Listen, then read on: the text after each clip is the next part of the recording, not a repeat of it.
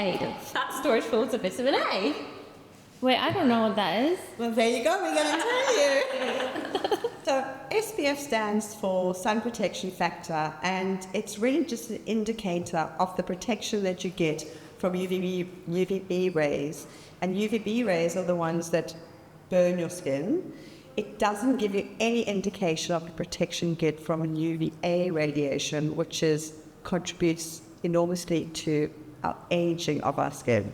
Do you agree, Emma? I would, yeah. I think it's about the combination of active ingredients that you would have within a product to give you the spectrum of protection that you need. So protecting you from UVA and UVB. And the way we would do that would be with a synergy of ingredients. So reflective ingredients, absorbent ingredients, and defensive ingredients.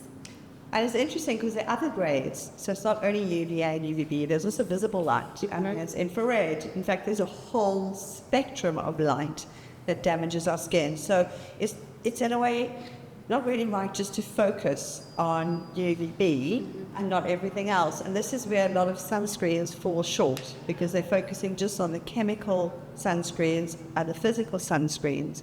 But we actually need protection from everything. And that's where, RAD comes into play, which was the very first antioxidant sunscreen in the world. That is what makes RAD really unique, is the synergy of ingredients that we have. So it's really important that we're looking to protect from all of the rays that we've spoken about. So we have reflective agents in there, things like titanium dioxide. These are going to be working on the surface of the skin, reflecting those UV rays away. And then we'll have the chemical aspect, which are your absorbent filters that will absorb any of those rays that then break through into the skin. Then, of course, that can create free radical damage in the skin. So this is going to be packed full of your defensive aspect, which is your antioxidants. These mop up those free radicals that are then in the skin and help to prevent from further damage occurring. And there was this really interesting study that was done with the University of California, which is called the Riverside Study. The outcome from the study was that it showed that people who used just a purely chemical sunscreen, what happened was when that sunscreen penetrated into the deeper layers of the skin and the UV rays hit those chemicals, they themselves became free radicals. So you actually are using a product that you think is a sunscreen, but it's creating more damage in the deeper layers of your skin. And this is because people don't apply their sunscreens often enough. So if you don't keep on applying it, this is what happens with the purely chemical sunscreen.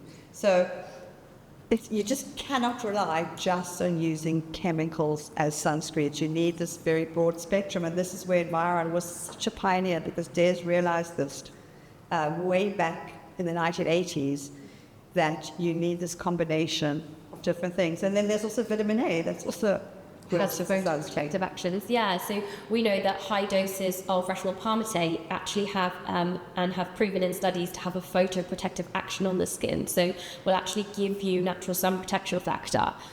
So when you're on that environmental journey and you're moving up through those vitamin A creams, you're going to give yourself additional protection.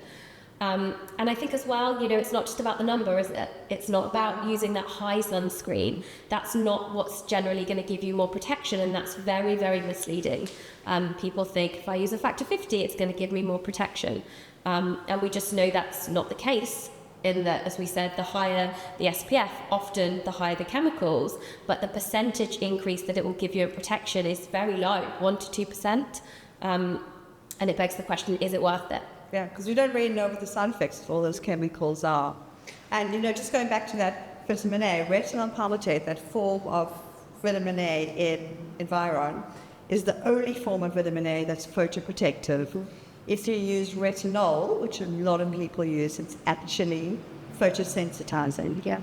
We naturally have lots of retinol palmitate in our skin, and that retinol palmitate absorbs all the UVA rays every single day. And that's actually why the vitamin A in our skin gets depleted on a daily basis, because it's exposed to UV rays and it's absorbing all that UV to protect our skin.